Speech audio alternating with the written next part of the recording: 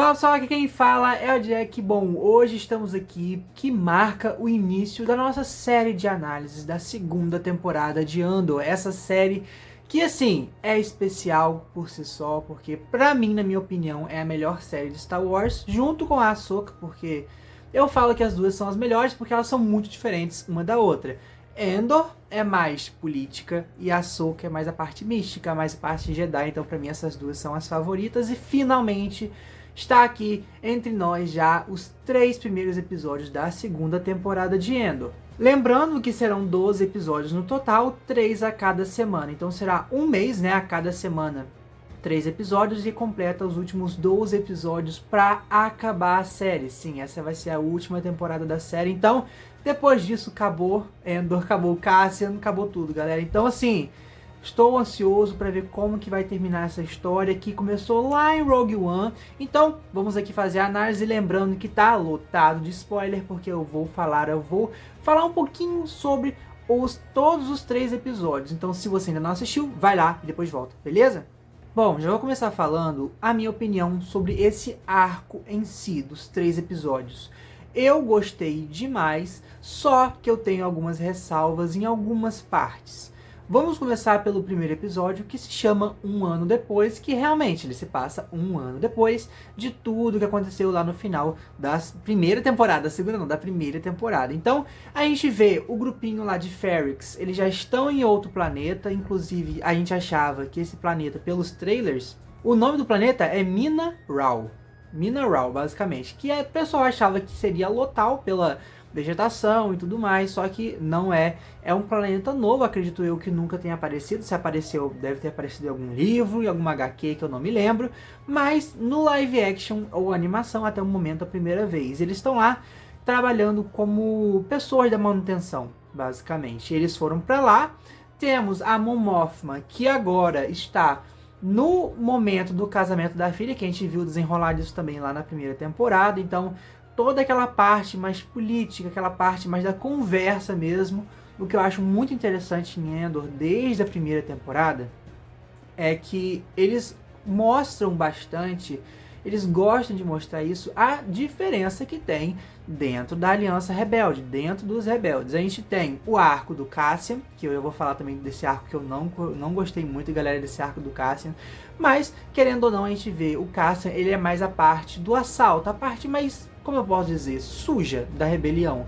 Ele faz assaltos, ele rouba, ele mata muitas pessoas, então assim, ele é a parte mais suja da rebelião em que o pessoal não quer ir, a parte da linha de frente da rebelião. A gente tem a parte lá de Ferrix, né, que é como se fosse a resistência realmente, é como se fosse um grupo mais de família, e temos também a parte da Mon Mothma, que é totalmente parte política, a parte lá das conversas, que tem que ter vários contratos, várias coisas, galera. Então assim, eu acho que inclusive é o meu arco favorito de todos, né, a parte da Mon Mothma, a atriz também é muito boa, então assim, isso facilita bastante também. Mas vamos falar um pouquinho agora sobre o arco do Cassian, que foi nesse primeiro e segundo episódio. No terceiro não teve mais aquele arco, que foi o arco de quando... Na verdade eu não falei como que o episódio começou, né, galera? O episódio começou com ele roubando um caça-TIE, né, um TIE Defender, não sei o nome do TIE, só que ele foi lá roubar uma nave que ele não sabia que era aquela, ele não sabia pilotar e tudo mais. Conseguiu pilotar, saiu de lá e ele caiu em um planeta este, galera, que eu achei muito da hora a forma que introduziram em Yavin 4, galera. Não sabia, a gente foi saber no final do segundo episódio, né, que ele acabou caindo em um planeta florestal, um planeta bem úmido e tudo mais, muitas florestas. E a gente viu que ele acabou sendo preso por um grupo de bandidos. Eu não consegui descobrir muito bem o que é aquilo lá, porque eles tinham um mestre, né, uma líder, que acabou que o próprio Cassian trabalhava com essa líder deles, vendia várias coisas. Só que eu não gostei mesmo desse arco, galera. Eu achei um arco que não andou em nada, ele só atrapalhou inclusive os outros arcos, porque tinha uns cortes muito abruptos. Por exemplo, tava lá o da Mon Mothma, tava uma conversa super tensa lá e do nada cortava e ia para aquele arco que eu acho que ninguém queria saber, galera. Aquele arco do Cassian eu achei bem fraquinho mesmo, porque não adicionou nada. Ele basicamente não adicionou nada. Foi só pro Cassian ficar lá preso enquanto as outras coisas tinham que andar. Principalmente naquele planeta, né, Mina-Rau, que era onde o pessoal de Ferrix estava. Então, eles tinham que segurar o Cassian o máximo de tempo possível para acontecer o resto daquele arco. Eu achei isso meio ruim. Só que, vamos agora pro arco que eu gostei demais, que foi o arco da Mon Mothma. O arco da Mon Mothma foi basicamente os 3 dias do casamento da filha dela, que inclusive foi em Chandrila. Chandrila, acho que é a primeira vez que aparece em live action, pelo que eu me lembre. É um planeta muito bonito, assim, ele lembra um pouquinho Naboo. Pra mim, ele lembra um pouquinho Naboo, é um planeta muito bonito mesmo. E a gente vê que, obviamente, a Mon Mothma, todo aquele núcleo dela é de gente muito rica. Então, eles fizeram todos aqueles rituais, tinham que fazer do casamento, achei muito da hora, né? Que são 3 dias e mostra algumas coisas também, algumas, como eu posso dizer, da cultura de Chandrila. Eu curti bastante. Inclusive, o Lúthien estava lá com toda a galera lá dos rebeldes também. O Lúthien estava em Chandrila, porque, né, galera? O Lúthien, ele é muito da parte política também, até porque lá em Coruscant, ele tem aquela parte que é uma fachada, basicamente, que ele é vendedor de estátuas, de várias coisas valiosas. Então aquilo é uma fachada para realmente o que ele faz, na verdade, que é da Aliança Rebelde. Mas aí ele foi lá porque ele sempre tá fazendo essas coisas. Só que a diferença dele para Mon Mothma é que ele é muito imediatista, galera. Ele gosta das coisas imediato, ele vai lá e faz. Pode dar ruim? Pode dar ruim, muitas vezes dá ruim. Só que essa diferença entre ele e a Mon Mothma, a gente vê que os dois estão em impasse em diversas coisas lá também. Cara, uma coisa que eu gostei, que eu acho que é no segundo episódio, que eu ia falar no segundo episódio, mas vou falar agora logo.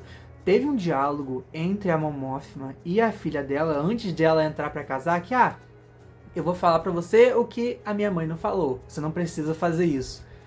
Aí a filha foi lá e falou, eu queria que você tivesse bêbada. Cara, os diálogos de Endor sempre foram bons. Né? Ninguém pode falar que os diálogos são ruins de Endor. Indo para um arco um pouquinho mais afastado também, que é a parte do Krennic. Eles tiveram todo lá mostrar um pouquinho da divisão de Maltren. O que é essa divisão de Maltren? É basicamente eles iam para um lugar isolado, um planeta ou lua isolada, várias lideranças imperiais, pessoas de altos cargos do Império, eles iam lá para fazer reuniões super secretas que não podia sair de lá. Eles até falaram, os droids vão ser destruídos, vão ser desligados depois disso, porque nada pode sair dessa sala. E lá naquela sala, galera, eles mostraram até um comercial falando sobre o planeta Gorman. O que é o planeta Gorman? Eu acho, se eu não me engano, foi em livros e HQs que mostraram o massacre de Gorman, que provavelmente pode acontecer com o passar dos episódios da temporada. Não sei se vai ser no próximo arco, mas capaz disso acontecer.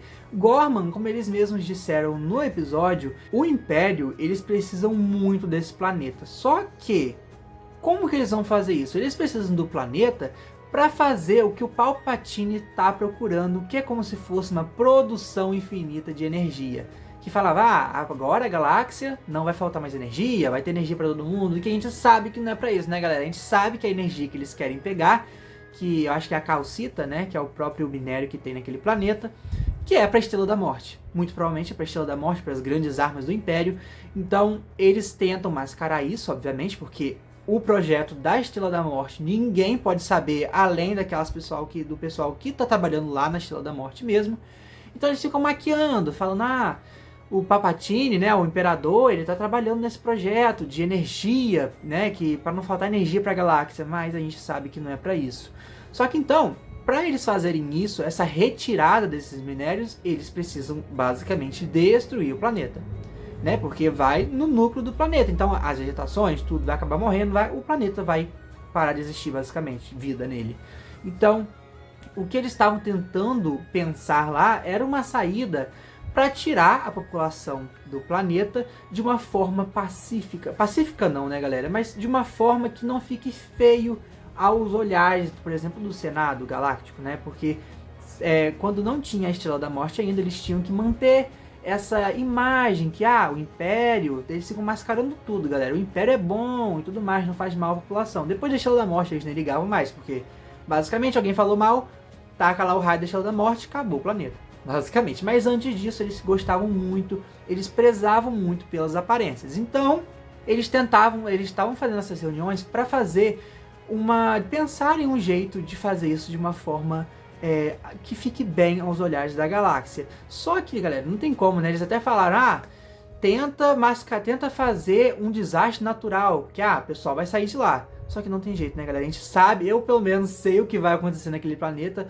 que no caso, aquilo seria o Legends, né? Provavelmente eu acho que eles vão pelo mesmo caminho, não vou falar mais nada sobre Gorman, o que pode acontecer nele, só que eu acredito que eles vão seguir o mesmo caminho. Indo pro episódio 2, que se chama Sagrona Tima, basicamente eles seguiram com esses arcos, o arco da Mon Mothma, junto com o Lúthien, o Cassian finalmente saiu, conseguiu escapar daquele grupo que eu não aguentava mais aquele arco, então quando ele saiu, e a gente viu, galera, no final do episódio 2, que era Yavin 4, era o início do que seria a grande base rebelde que a gente vê lá nos filmes originais, que a gente vê em Rogue One, e que foi um planeta principal para a Aliança Rebelde. Então aquilo é o início, dá para ver os templos lá, né, que são marcantes, eles usam aqueles templos como as bases. Então a gente viu que aquilo era o início. O Cassian basicamente fez aquilo. Eu cheguei aqui quando tudo era mato, literalmente, galera, porque aquilo lá é o início, a gente conseguiu ver que dali vai iniciar a grande aliança rebelde. O segundo e o terceiro episódio focaram bastante também em um outro arco, que é o arco do Syril e da Dedra. Que a Dedra, né, galera, é aquela imperial, super fria e tudo mais, e o Syril é aquele cara meio, né, galera, tudo bem. Só que aí a gente viu bastante também a relação deles dois, que eu acho... Gente, eu gostei da relação dos dois. Os dois personagens eu tô começando a gostar, principalmente da Dedra. E eles viraram um casal, eles estão morando juntos, só que da forma deles. A Dedra lá, aquela forma super imperial de ser, né? Aquela forma super fria, super direta ao ponto. Então, ela desse jeito, e o Syril basicamente de uma forma totalmente contrária, né? Ele tem mais sentimentos e tudo mais, ele fica... sei lá, qualquer coisa. Eu achei engraçado aquela cena que ele caiu na cama, porque a mãe, a gente viu desde o primeiro episódio, da primeira temporada, que a mãe é super narcisista, a mãe pensa nela, fala assim, eu que fiz o bem pra essa família, o bem pra você, e a mãe dele é super desagradável, inclusive eu nem sei o nome dela e também não tenho o prazer de saber, porque que personagem desagradável, e a Dedra colocou ela no lugar dela, falando assim, você quer ter o contato com ele, então vai ter que seguir essas regras aqui que eu mandei, basicamente. Então, a Dedra, cara, ela é uma personagem muito interessante, porque ela é feita pra gente não gostar dela, só que, cara, eu não sei, eu fico pensando, será que ela vai virar a casaca?